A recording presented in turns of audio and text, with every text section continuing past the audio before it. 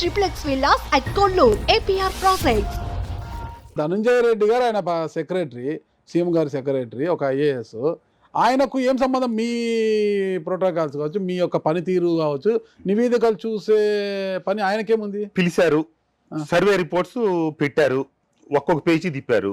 నాకు ఇది ఆన్సర్ చేయండి ఫస్ట్. ఆయనకేం సంబంధము అంటున్నా. సంబంధం లేదని అక్కడ ఆ సన్నటి గీత చెరిగిపోయిందండి. పార్టీకి ప్రభుత్వానికి మధ్య ఉన్న గీత అక్కడే లేదు, అంతా కలిసిపోయే ఉంది. ధనంజయ రెడ్డి గారిని కూడా అప్పుడున్న వైఎస్ఆర్ కాంగ్రెస్ పార్టీ ఎమ్మెల్యేలు కావచ్చు, మిగతా నాయకులు కావచ్చు, పార్టీ నాయకుడిగానే భావించారు. మీరు కూడా ఇక మరి ఆ పరిస్థితి అక్కడ మన ముఖ్యమంత్రి గారికి ఏమన్నా ఇస్తే విజ్ఞాపన పత్రం కానీ వినతి పత్రం కానీ అన్నా చూడన్నా అనేవారు.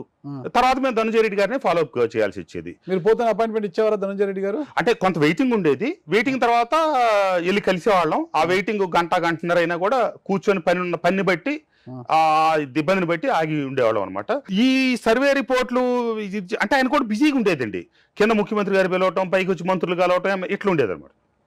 సరే పిలిచి రిపోర్ట్స్ ఆయన ముందు పెట్టుకున్నారు. మైలవరానికి తీశారు. చాలా ఉన్నాయి, అన్ని నియోజకవర్గాలే ఉన్నాయి. ఒక్కొక్క నియోజకవర్గాన్ని పిలిస్తే వాళ్ళకి తెప్పించుకొని పెట్టుకుని వాళ్ళకి ఇస్తున్నారు. నేను వెళ్ళిన రోజు 2-3 ఎమ్మెల్యేలను పిలిచారు. ఒకళ్ళ తర్వాత ఒకళ్ళతో మాట్లాడారు అనమాట. నా నియోజకవర్గానికి సంబంధించి మాట్లాడతా, ఫస్ట్ ఆఫ్ ఆల్ అయితే మిమ్మల్ని అప్రిషియేట్ చేస్తున్నాను ఎమ్మెల్యే గారు. ఈ రాష్ట్రంలో 175 నియోజకవర్గాల్లో అత్యంత నీతివంతంగా పనిచేసిన, ఏ రకమైనటువంటి కరప్షన్ ఎలిగేషన్ లేకుండా పనిచేసిన టాప్ 5 ఎమ్మెల్యేస్లు మీరు ఉన్నారండి అన్నాడు. సహజంగా అది గుడ్ అప్రిసియేషన్ కదా. టాప్ 4 ఎవరంటే సార్? టాప్ 4 తెలియదు, నాకు తెలియదు. టాప్ 5 అయితే మీరు ఉన్నారు అని 1 to 5 ఏదైనా కావచ్చు అని ఆయన అన్నారు. అంటే నేను సంతోషపడ్డాను. ఇదే దానికి కొద్దిగా ముందే, దానికంటే ఒక నెల ముందే ముఖ్యమంత్రి గారు నువ్వు ఇది అని చెప్పారండి. అంటే ఎంత కాంట్రడిక్టరీ అండి అక్కడికక్కడ. ఇప్పుడు నేను అక్కడ చెరువులు గ్రామాల్లో ఉన్న గ్రామ నాయకత్వాలను తోకోమటానికి కారణం, వర్షం వస్తుంది, ఆ సంవత్సరం చెరువులు మట్టి పూడికి వస్తుంది, మళ్ళీ ప్రభుత్వ నిధులు పెట్టి తీయాలి, లేకపోతే ఎవరొకరు తవ్వుకోవాలి. అది గ్రామ నాయకత్వాల ద్వారా తవ్వించి నష్టపోయిన నాయకులకి, కార్యకర్తలకి నేను ఒక అవకాశం చేస్తుంది కదా. దానికి ఉపాధి హామీ పనులు ఉన్నాయి కదా. ఉపాధి హామీ పనులు ఎంతండి? పైపైన ఒక జాండ దవ్వుతారండి, అంతకంటే ఎక్కువ ఏం తవ్వరది.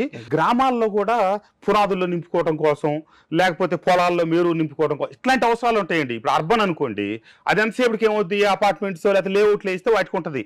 పల్లెల్లో లేఅవుట్లు ఉండవు కదా, కొద్దిపాటి చావుల్లో లెవెల్ చేసుకోవడానికి ఇట్లాంటి పనులు ఉంటాయి. రోడ్లు కొద్ది పోయడానికి, డొంకలు పోయడానికి ఏదో అవసరాలు ఉంటాయి.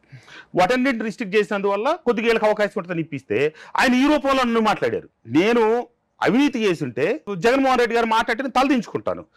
ఏమీ చేయని నిజాయితీగా ఉన్న నన్ను పట్టుకొని ఇక్కడ కొంచెం బాధాకరమైన విషయాలు కొన్ని ఉన్నాయండి. జగన్మోహన్ రెడ్డి గారు పార్టీలో చేరేటప్పుడు నాబోటి వాళ్ళందరికీ ఒక్కొక్కరికి ఒక్కొక్క స్టోరీ చెప్పారండి. నాకేం చెప్పారనేది, ఆ రోజు కారులో వెళ్ళేటప్పుడు నాతో పాటు 4 ఉన్నామండి కారులో. కోర్టు నుంచి ఇంటికి తీసుకెళ్తా చెప్పారు. సిబిఐ కోర్టులో ఆ 12 కేసుల్లో ఒక దాంట్లో నేను కూడా బుద్ధాయిగా ఉన్నాను అనమాట.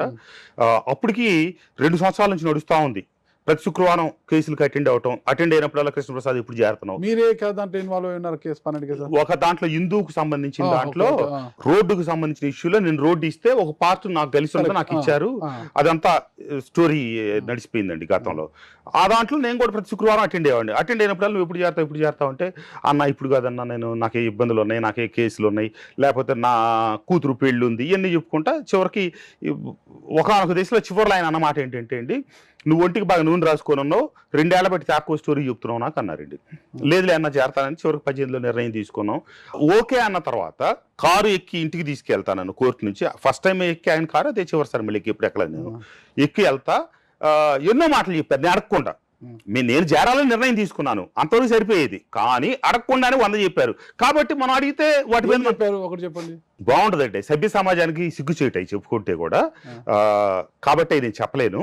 అంత జిగుప్సాకరమైన పదాలు ఏమి ఉండవు. జిగుప్సాకరమైన పదాలు కాదు, ఆయన భావజాలం వేరు, ఆయన చెప్పిన విధానం వేరు. తెలియాలి కదా. నువ్వు ఎంత ఖర్చు పెట్టు, దానికి 10 అంతలు నువ్వు సంపాదించుకునేటట్టు నేను అవకాశం ఇస్తాను, మీకు అందరికి ఎవరికి ఇబ్బంది లేదు, మిమ్మల్ని చూసుకునే బాధ్యత నాది, ఇట్లా చెప్పుకొచ్చారండి. అట్లా నాకు ఎన్నికల్లో ఖర్చు పెట్టామని రాజకీయాల్లో నువ్వు ఖర్చు పెట్టి గ్యారెంటీ గెలుస్తావు, గెలవకపోతే నేను వెనకుంటాను, తర్వాత అయినా నేను ముఖ్యమంత్రిని అవుతున్నా, నిన్ను ఆర్థికంగా ఆదుకుంటాను అంటే ఆ 19 ఎన్నికల్లో ధీటుగా ఎదుర్కోవడం కోసం ఒక్కొక్క ఎమ్మెల్యేకి ఒక్కొక్క స్టోరీ చెప్పారండి ఆయన. కార్యకర్తలకి పాదయాత్ర చేస్తా, వాళ్ళు మా నాయకుడు వస్తున్నాడు కదా అని చెప్పి వాళ్ళ ఖర్చులు పెట్టుకుంటా, నానా ఇబ్బందులు పడతా, వాళ్ళు దాన్ని అంతా ప్రమోట్ చేసి ముందుకెళ్తే, నువ్వు ముఖ్యమంత్రి అయిన తర్వాత ఒక్కడ మొహం చూడలా. ఈ ప్రామిస్లన్నీ చేసిన ఎమ్మెల్యేలకి వాళ్ళ సొంత పనులు చిన్న చిన్న ఉంటే చేయలా, వాళ్ళకి గౌరవం ఇవ్వాలా, విలువ ఇవ్వాలా, ఇవ్వకపోగా అంతా సింగిల్ విండో ప్రోగ్రామ్. అయ్యవారికి చాలు 5 వరహాలు, పిల్లవారికి చాలు పప్పు బెల్లాలి అన్నట్టుగా ఒక మన చిన్న స్కూల్లో పాటలు ఉంటాయి కదా, మీరందరూ పప్పు. అసలు ఏమీ లేదండి, ఏమి లేదంటే ఎవడో అవినీతి చేసుకోవడానికి అయినా అవకాశం లేదని కాదు, అంతా సెంట్రలైజ్డే కదా. ఇసుక మీదే, లిక్కర్ మీదే, డెవలప్మెంట్ కి లేవు. సరే మీరు ఇచ్చిన డెవలప్మెంట్ కొద్ది గొప్ప నిధులు కేడర్ మొత్తానికి ఇచ్చి మీ ఊర్లో 10 లక్షలు పని చేసుకుంటే పాపం వాళ్ళకి ఒక 2 లక్షలు 3 లక్షలు మిగులుద్దని వాళ్ళకి ఇచ్చాము.